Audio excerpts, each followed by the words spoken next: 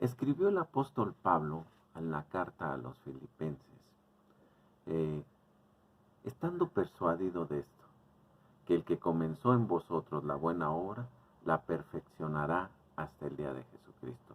Filipenses 1:6. Aquí claramente el apóstol Pablo nos está diciendo que Dios es el que va a perseverar hasta el fin. La palabra de Dios continúa, o más bien contiene, múltiples referencias acerca de esta bendita verdad. Y también el apóstol Juan escribe, y esta es la voluntad del Padre, el que me envió, que todo lo que me diere no pierda yo nada, sino que lo resucite en el día postrero. Juan 6:38. Y yo les doy vida eterna, y no perecerán jamás, ni nadie los arrebatará de mi mano. Escribe también Juan en el capítulo 10, versículo 28. Allá en el capítulo 8 de Romanos, versículo 1, también nos dice, porque si siendo enemigos fuimos reconciliados con Dios por la muerte de su Hijo, mucho más estando reconciliados seremos salvos por su vida. Romanos 5:10. Y la última, Romanos 8:1, donde dice, ahora pues, ninguna condenación hay para los que están en Cristo Jesús. Este es el sello del creyente, que él pertenece a Cristo y que él está perseverando en las cosas de Cristo y que él está procurando tanto más hacer firme su vocación y elección, como se ve allá en la segunda carta de Pedro, donde dice en el capítulo 1, versículo 10, dice, por lo cual, hermanos, tanto más procurad hacer firme vuestra vocación y elección, porque haciendo estas cosas no caeréis jamás. El creyente en Cristo puede caer en tentación, sí, pero el Señor no dejará que ser tentados más de lo que podéis resistir, sino que también juntamente con la tentación viene la salida, para que podáis soportar. Escribe el apóstol Pablo en la primera carta a los Corintios, capítulo 10, versículo 13. Así que el creyente se fortalecerá y seguirá fortaleciéndose cada vez más en la relación con su salvación para la gloria de Cristo. Los versículos incomparables ahí de Romanos 8, 28 y 29 muestran la lógica en la salvación eterna de Dios. La lógica que el calvinismo afirma. La salvación que comienza en la mente y en el propósito de Dios deben determinar en el completo cumplimiento de su inquebrantable propósito. De aquellos que antes conoció, así dice, sean unidos eternamente con su Salvador. La mayoría de nosotros conocemos a personas que han hecho una profesión de fe en Cristo y que hasta posiblemente han realizado un potente despliegue de fe, involucrándose activamente en la vida y el ministerio de la iglesia. Pero luego repudian esa fe y la abandonan. Este tipo de experiencias siempre hacen que surjan preguntas. ¿Acaso puede una persona que experimentó la salvación perderla? ¿Constituye la apostasía un peligro claro y actual para el creyente? La Iglesia Católico Romana, que es la que ha dejado más huella, enseña que las personas pueden de hecho perder la salvación. Si una persona comete un pecado mortal, dicho pecado mata la gracia de la justificación que habita en su alma. Si muere antes de ser restaurada a un estado de gracia por medio del sacramento de la penitencia, irán al infierno. Existen también muchos protestantes que también creen que es posible perder la salvación.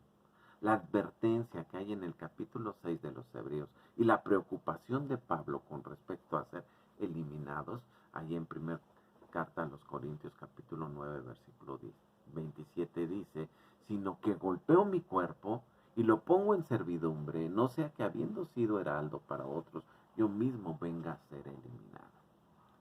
Así como los ejemplos del rey Saúl y de otros han conducido a muchas personas a concluir que las personas pueden caer en completa e irreparablemente de la gracia. Por otro lado, La teología de la Reforma enseña la doctrina de la perseverancia de los santos, que es la que estamos viendo. Esta doctrina también es conocida como la de la seguridad eterna. Es en esencia esta doctrina enseña que si uno tiene la fe salvífica o la fe verdadera, nunca la podrá perder. Y si se pierde es que nunca la tuvo, como escribiese el apóstol Juan allá en Primera de Juan 2:19. Salieron de nosotros, pero no eran de nosotros, porque si hubieran sido de nosotros, habrían permanecido con nosotros, pero salieron para que se manifestase que no todos son de nosotros. Sabemos que es posible para algunas personas enamorarse de determinados elementos del cristianismo sin aceptar a Cristo. Es posible que un joven se sienta atraído por la diversión y el estímulo de un determinado grupo juvenil que tiene un programa interesante. La persona puede convertirse al programa sin convertirse a Cristo. Dicha persona puede ser como la ilustrada en la parábola del sembrador que vemos allá en Lucas 8 del 5 al 8, donde dice: el sembrador salió a sembrar su semilla, y mientras sembraba, una parte cayó junto al camino, y fue hollada, y las aves del cielo la comieron. Por otra parte cayó sobre las piedras, y nacida se secó, porque no tenía humedad.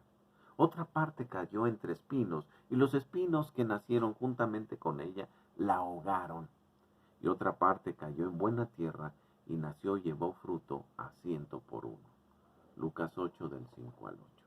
Esta parábola puede ser que se refería a quienes en un principio creyeron, pero luego se apartaron. O puede significar que quienes creyeron tenían una fe falsa, o espuria, como sostiene la teología reformada. Solamente la semilla que cae en la buena tierra puede dar el fruto de la obediencia. Jesús nos dice que estas personas que escucharon su palabra son las de corazón bueno y recto. Lucas 8:15. Su fe procede más bien de un corazón verdaderamente regenerado. Esta doctrina, queridos hermanos, de la perseverancia de los santos, no se basa en nuestra capacidad para perseverar, ni siquiera si somos regenerados, sino que se apoya en la promesa que Dios ha hecho de preservarnos. Lo acabamos de leer hace un momento allá en la carta a los Filipenses que el apóstol Pablo escribiese: estando persuadidos de esto, que el que comenzó en vosotros la buena obra, la perfeccionará hasta el día de Jesucristo. Es por gracia y únicamente por gracia que los cristianos perseveran. Dios acabará la obra que comenzó. Se asegurará que sus propósitos de elección no se vean frustrados. La cadena de oro de Romanos 8 nos da un testimonio adicional sobre esta esperanza. Y dice: y a los que predestinó, a estos también llamó, y a los que llamó, a estos también justificó, y a los que justificó, a estos glorificó. Y luego continúa para declarar que ni lo alto, ni lo profundo, ni ninguna otra cosa nos podrá separar del amor de Dios que es en Cristo Jesús, Señor nuestro. Tenemos, queridos hermanos, esta seguridad porque la salvación es del Señor y somos hechura suya. Él le da el Espíritu Santo a los creyentes como una promesa que se ha de completar lo que comenzó. También ha sellado a cada creyente con el Espíritu Santo. Nos ha marcado con una marca indeleble y nos ha dado sus promesas como primer propósito, lo que garantiza que cumplirá con la transacción. La base principal de esta confianza la encontramos en la obra de Cristo como sumo sacerdote, que intercede por nosotros, de la perseverancia de los santos, la misma manera que Jesús oró por la restauración de Pedro, pero no por la de Judas. Así ora por nuestra restauración cuando tropezamos o caemos. Podemos caer durante un periodo, pero nunca caeremos del todo e irreparablemente. Jesús oró en el aposento alto. Allá en Juan 17:12 dice, cuando estaba con ellos en el mundo, yo los guardaba en tu nombre. A los que me distes, yo los guardé. Y ninguno de ellos se perdió, sino el hijo de perdición, para que la escritura se cumpliese. Solo Judas se perdió, porque era el hijo de perdición desde el principio, y su profesión de fe había sido espuria. Aquellos que verdaderamente son creyentes no pueden ser arrebatados de la mano de Dios. En conclusión, querido hermano, entonces, en una forma general, esta doctrina nos enseña que algunas veces el llamado calvinismo, lejos de ser una innovación del hombre, esta es la doctrina de la palabra de Dios, claramente formulada y expuesta. Sin embargo, seguramente surgirá la pregunta, pero ¿no estorbará la obra evangelística esta doctrina del calvinismo? Una rápida mirada a la historia de la Iglesia de Cristo en este mundo será suficiente para invalidar tal opinión, porque encontramos que el Evangelio ha florecido más en los lugares y en los tiempos que el pueblo de Dios ha sostenido estas doctrinas de gracia cerca de sus corazones. Pensemos en el celo de William Carey, que le condujo desde su taller de zapatos hasta hacer la obra evangelística por Cristo en la India. William Carey era un sólido calvinista, como también lo fue Andrew Fuller, otro bautista que ayudó a formar la Sociedad Bautista Misionera. Considere las siguientes palabras del piadoso David Brainerd, aquel hombre que creyó que los indios pieles rojas, al igual que los hombres blancos, tenían también un alma. Y entonces tuve dos deseos, escribe en su diario: mi propia santificación y la santificación de los elegidos de Dios. Uno de los más grandes evangelistas de todos los tiempos modernos fue el también calvinista George Whitefield. No obstante, su calvinismo nunca frustró o impidió su predicación del Evangelio de Cristo. Con cuánta pasión divina se dijo de él, exhortó a los pecadores a volverse a Cristo.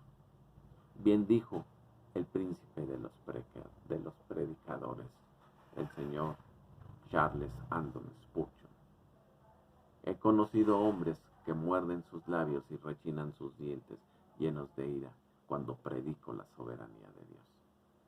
Los doctrinarios de hoy admiten un Dios, pero claro, él no debe de ser un rey. ¿Acaso podemos decir que Spurgeon estorbó al Evangelio? Y sin embargo, cuando se han levantado en lucha contra él a causa de su doctrina, él diría: somos menospreciados como sectarios o hipercalvinistas. Escasamente algún ministro voltea a vernos o habla favorablemente de nosotros, debido a que sostenemos fuertes convicciones acerca de la soberanía de Dios y su elección divina, y amor especial hacia su pueblo. Quizás una palabra del mismo gigante de la Iglesia servirá como una exhortación final, para que nos aferremos con firmeza a estas benditas verdades de la palabra de Dios y las proclamemos con denuedo para la alabanza de su nombre. La antigua verdad que Calvino predicó, que Agustín predicó, que Pablo predicó, es la verdad que yo debo de predicar hoy.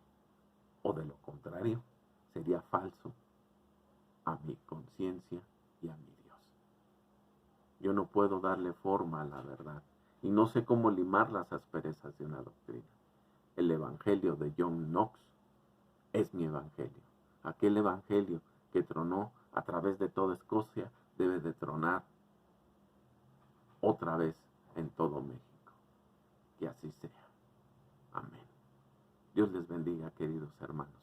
Ojalá y estas doctrinas nos sirvan de mucho para cimentarnos mejor en la palabra de Dios. Que el Señor